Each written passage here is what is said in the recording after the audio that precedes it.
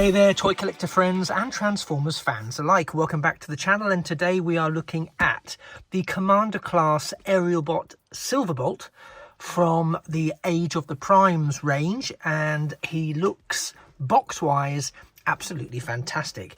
Now, this has proven again to be a little bit of a controversial figure, and we'll talk about that shortly, and I'm a bit worried because I might be about to add to the controversy unintentionally, but I might be. But before we get there, let's check out this glorious box.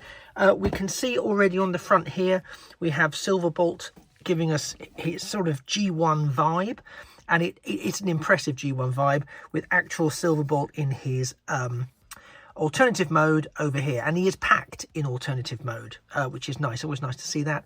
And there we have some of the other aerial bots. I think we've got Air Raid and Slingshot, who are the two that have already been released, are visible on the artwork. The top of the box gives us that Age of the Primes diorama with all of the, not really a diorama, is it sort of a panoramic mural, really, of all of the primes that are coming out in this range.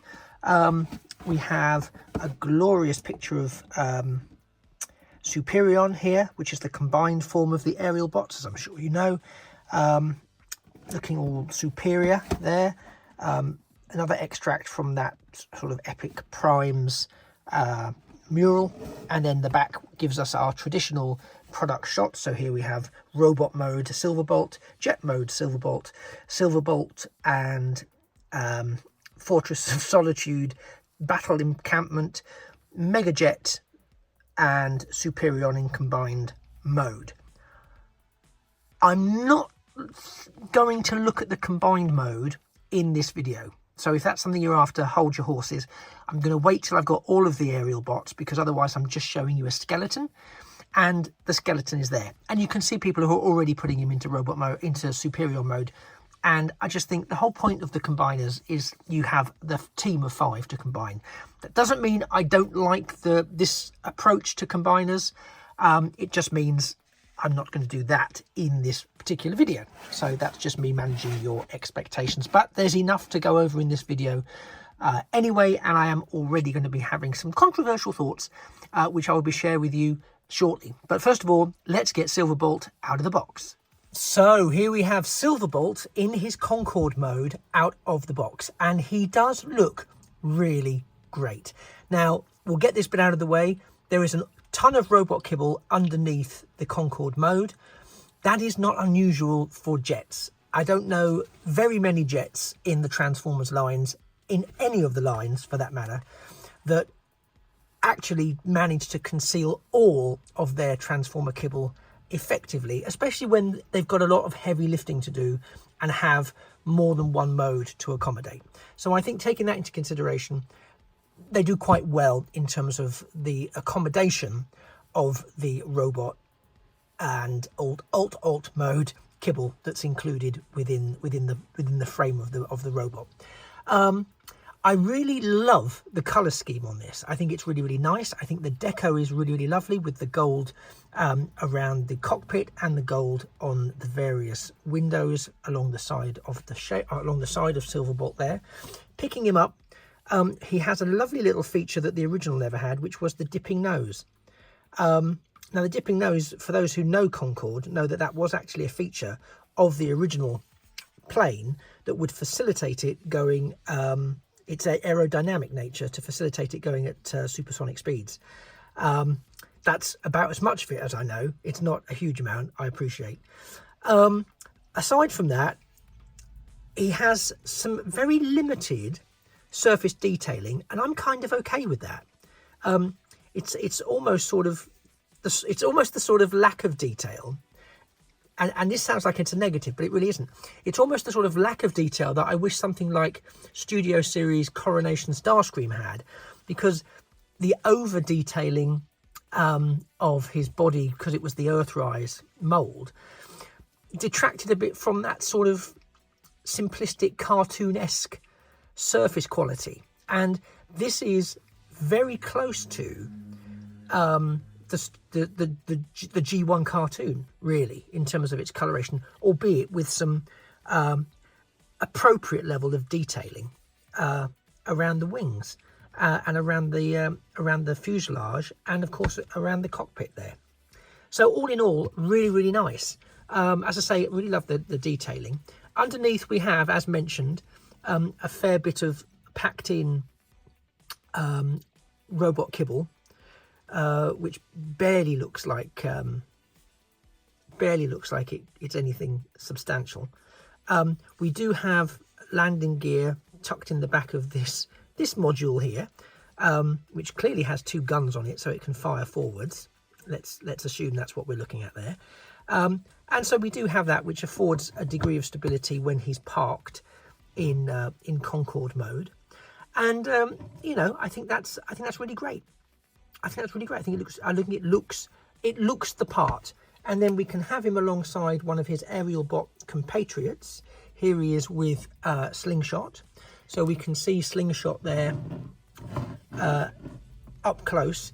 Now again, with an homage to G1 scaling, it doesn't really scale exactly right. I think we can agree on that.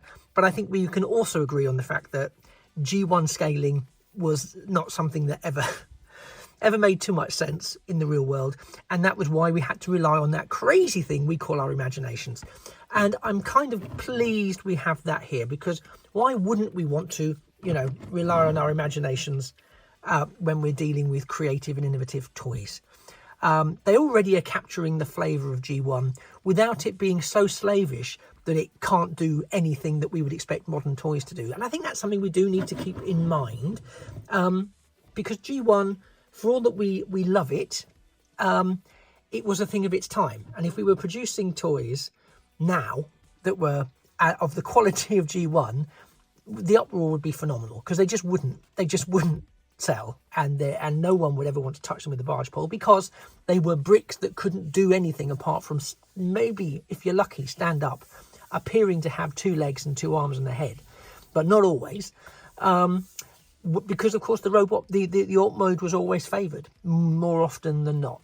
So I think where we are in the evolution of Transformers toys that capture the essence of G1 without being so slavish to G1 that it just doesn't work, we're doing okay.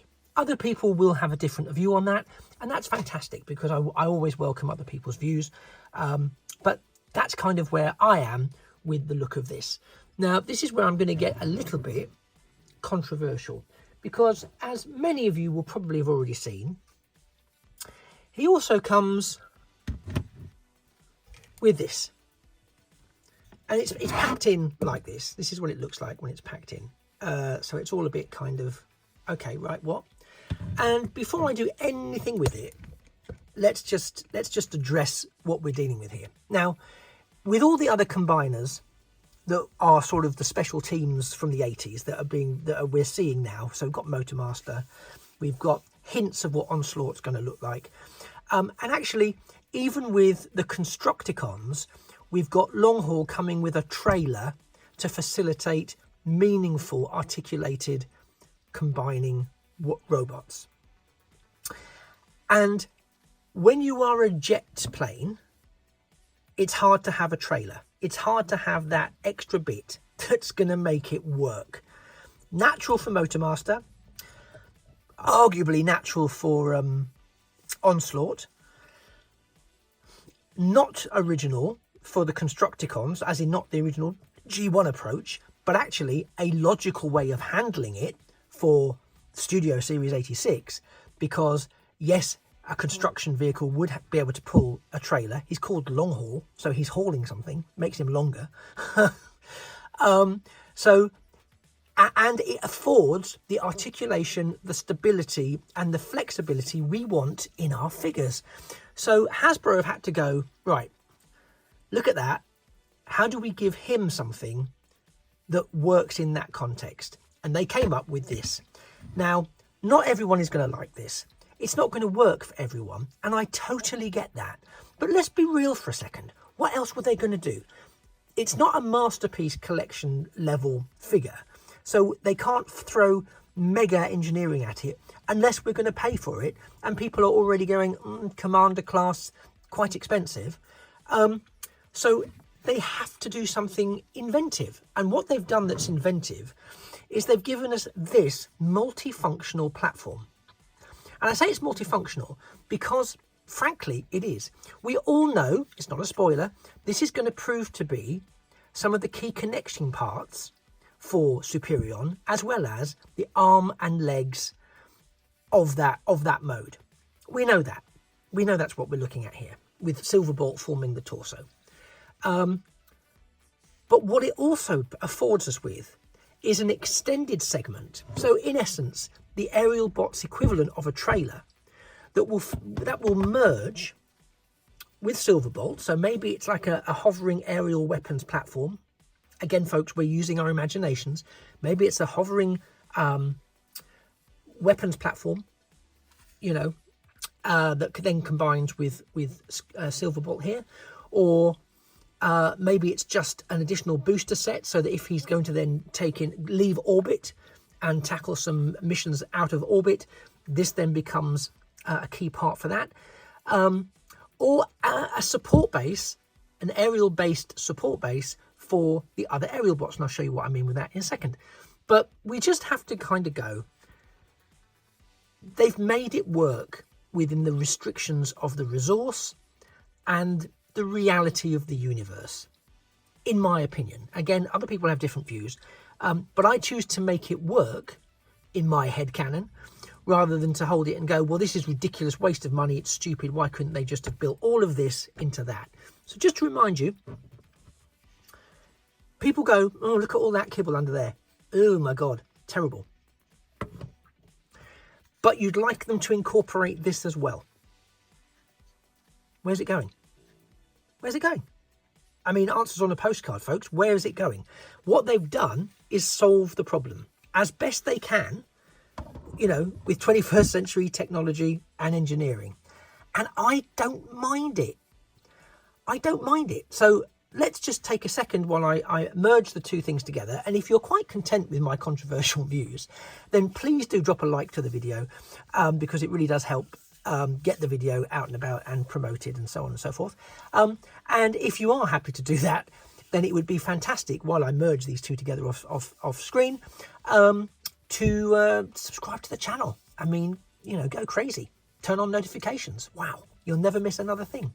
Or you can choose to if you think, oh, I don't really fancy that today. Entirely, you have all the control. So isn't that nice?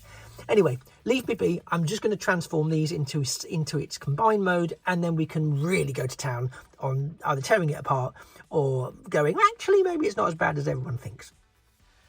And here we have that super mode all combined up. And I've got to be honest, it's massive. I mean, I've had to zoom out so that I can get it in shot, because that's how massive it actually is. For scale, here he is again next to Fireflight. Sorry, next to Slingshot, not Fireflight. So there you go. And it's huge. And again, it's quite the seamless kind of connection. It works really nicely, and he's armoured up, so he's got his gun under his nose coat now. He's got his other gun fitting into a part here.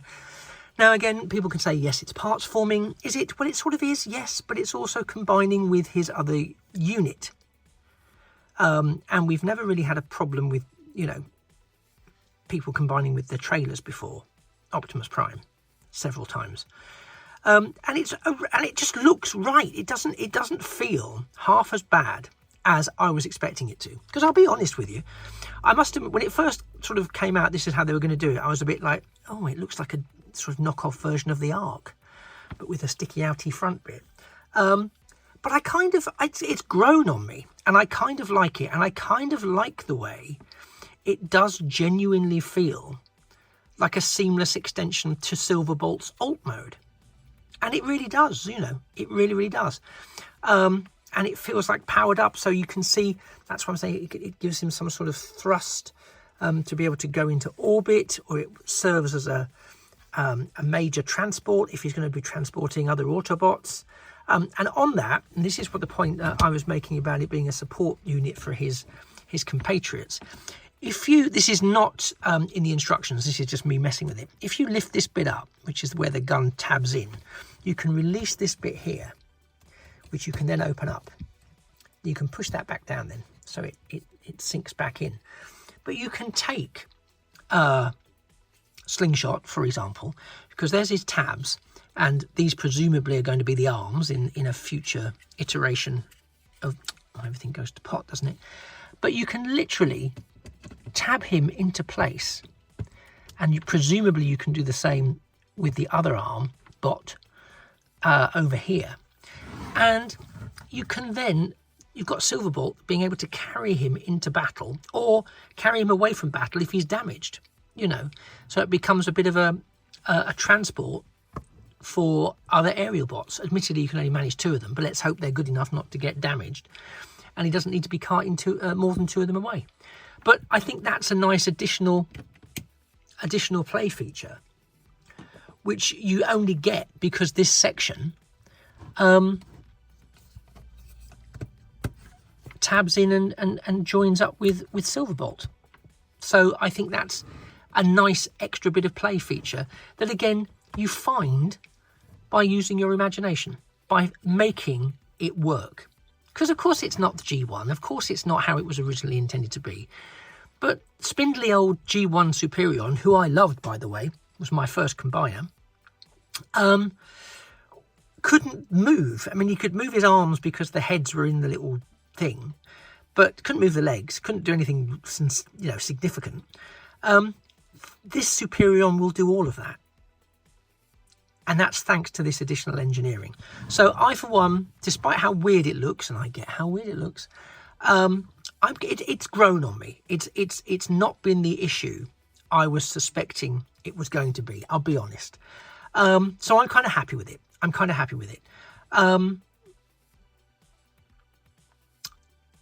I'm just thinking what else it could be, but I just think it works, and I totally understand why people don't. But if you can think of any other sort of headcanon-esque type of explanations for what it does, what we have that's, you know, different or in addition to or expands on my own thoughts, please do let me know in the comments, because I'm here to make it work. You know, it's what we've got. So people sort of stamping their feet and saying, understandable though their emotions may be, it's not going to change anything. You know, it is what we've got. So either we just don't buy it and don't have Superion, or we embrace it. And I'm in the embrace it camp. So what do we think, folks? What else, what other storyline can we create that makes this work, other than some of the things that I've already said? So I'm sure you can be far more creative than me and come up with some wonderful things. While you're thinking about that and making a note in the comments, I'm now going to disaggregate these and turn Silverbolt into Silverbolt and Silverbolt's caboose into his freestanding sort of Fortress of Solitude battle bunker thing. Okay, so think about what I've asked, pop it in the comments, and let's transform Silverbolt. And here we have Silverbolt all transformed into his robot mode. So let's take a look at this guy in all of his glory. Now, again, if you think back to what G1 Silverbolt looked like, yes, he did have back kibble, and hooray, we've got some back kibble, as you can see here, on Silverbolt, because where's it going to go? You know, and I'm, again, completely fine with that. What I really love is this aesthetic that we get with the rest of him here, which I think is absolutely gorgeous. I think, you know, we can see that wonderful head sculpt, and we'll get a bit closer to that in a second. We've got all of the sort of original G1 color scheme that we're all probably very well accustomed to. See if I can just zoom in a bit more on that head sculpt there. It's a beautiful silver with some lovely, lovely blue eyes. I hope you can see those on the camera, but they're very, very, very nice blue eyes, I have to say. The body with the Tampo Autobot symbol, that worries me slightly. It looks a bit like it's going to peel off, which it's not, but it just looks a little bit dodgy. We've got some of that original sort of faux wingage that we've got here that sort of screams Generation 1 body design. And I think this is one of the things that's just so fantastic about this range of figures. is that you can see the love and attention that's got into the surface detailing and the paintwork. Because yes, original Silverbolt was this colour scheme. You have the red chest bit. This was all part of the chest, as I recall. Now their elements are attached to the arms.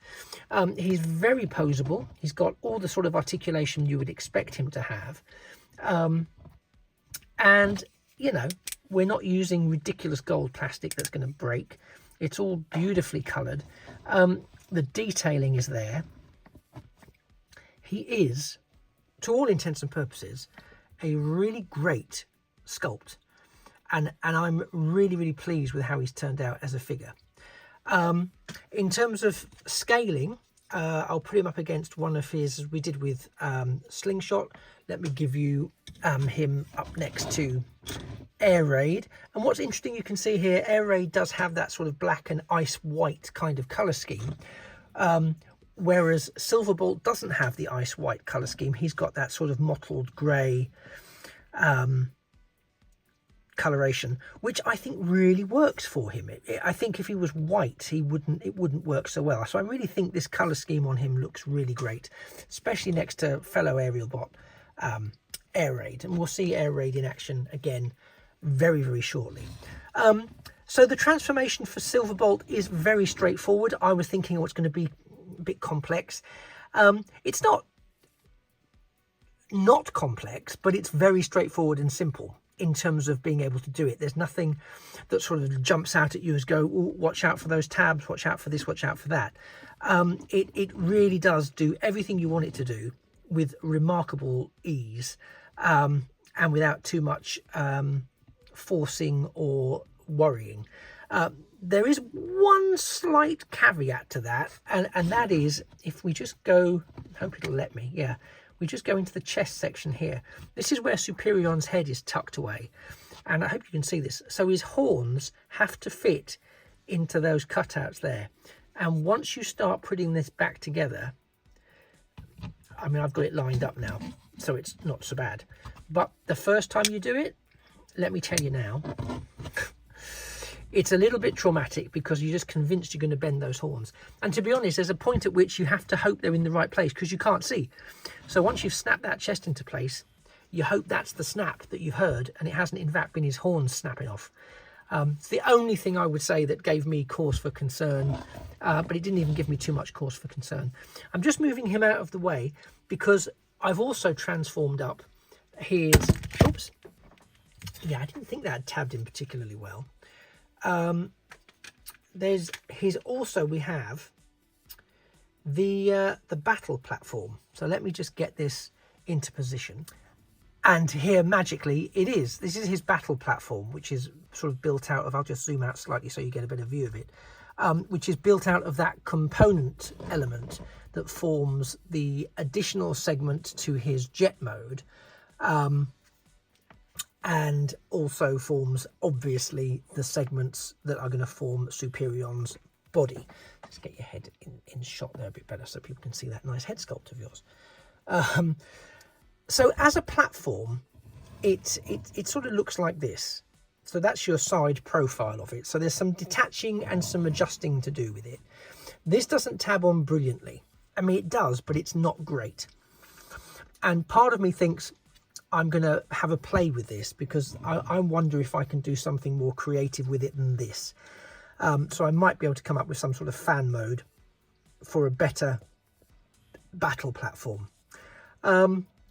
Because again, it's got depth, it's got levels, which are kind of things that I like in a, I was going to say in a base mode. This isn't really a base mode, but it's kind of a bunker, battle armor, like a battle bunker of some description. So it's the next best thing to a base. But you can position Silverbolt behind it.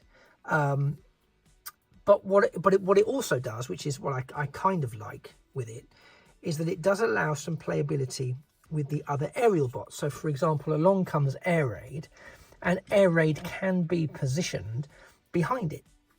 So it isn't just for the sole use of Silverbolt. We can also see the other aerial bots in the team making use of this platform and getting some value out of it. So for that point of view, I kind of like it. It's not unique to one person usage. So Silverbolt can quite happily, you know, get his team in. They won't all fit behind there, but some of them will, and that will give them an opportunity to be somewhere safe whilst they're fighting off the Decepticons, or the Stunticons, or the Combaticons, or whoever it happens to be that's coming up against them at any given point.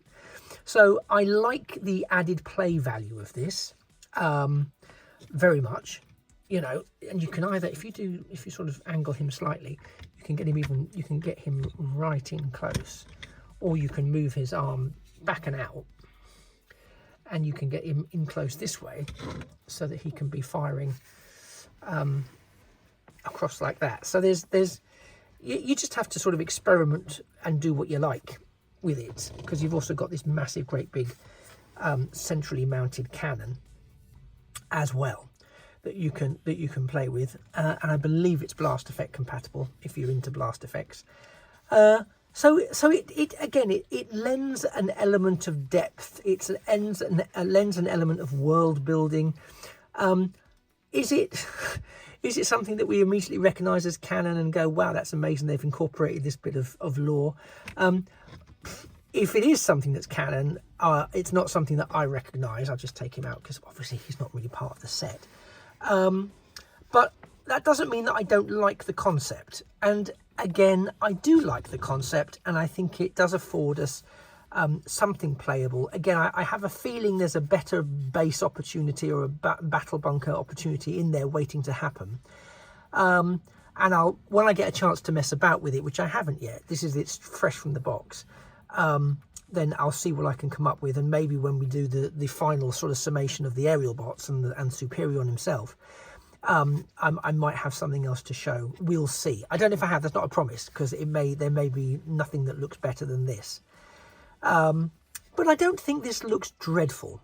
I mean, goodness knows, across various Transformer iterations, there are worse base modes, and this isn't even proclaiming to be a base mode, really. It's just a sort of bunker behind which the Aerialbots can sort of hide, I guess, ready to take on their Decepticon foes. So it does what its function is to do. It gives us an additional bit of play value, and what more can you ask, really, in a situation like that? You want some play value, I think it gives it to you. You know, I don't think we're missing out on play value with that bunker. So all in all, I'm kind of here for the look of it all. Would it have made me not buy the figure if it wasn't included? No, because I want Silverbolt. I need Superior, and I need the Aerialbots. So I think, again, just coming back to and it's not being a Hasbro apologist. Believe me, there's plenty of things that I think are unforgivable that Hasbro have produced. But I think, given the circumstances, given the nature of what we're going to be expecting it to do, I think they've found the best way they can of making this work.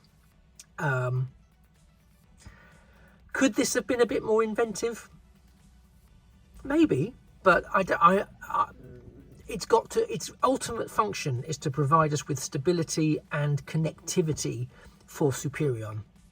And I think, given that has to be its primary goal, they've given us something that acts in the same way that a trailer acts for Menasor, the trailer acts for Longhaul and Devastator, and presumably the extended elements of Onslaught will work for Bruticus and the Combaticons.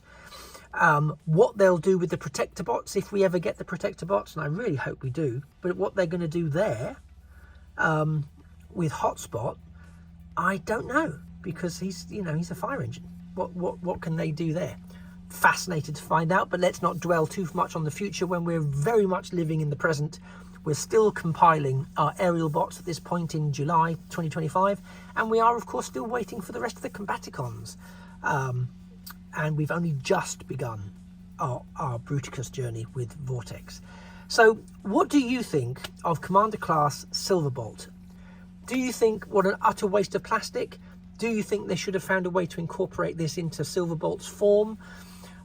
Do you think they could have done that at the Commander class price point, being realistic for materials, engineering, staffing, marketing, resourcing, etc.? Or would that see a masterpiece style price hike? I kind of think it might have done, but you might know better and you might have some different ideas. Talking of different ideas, what else could we do with this? How have you come up with an alternative mode that sort of enhances this sort of battle bunker look? I'd love to know what it is, and if so, do you know, if you put it on your, if you've got an Instagram account where you do things like that, please tag me in it so I can I can have a look. I'd love to see it. Time Traveling Toy Collector. You can't miss me on Instagram because I think I'm the only one called Time Traveling Toy Collector. Anyway, thank you very much for spending the last 20 odd minutes with me looking at this and its various playable options. There's a lot in it, and I'm very much looking forward to having the last two aerial bots so that we can finally take this, use it for what it was intended for, and create the masterpiece that will be Superion. In the meantime, it just remains for me to thank you very much for sticking with me. You've been a fantastic audience.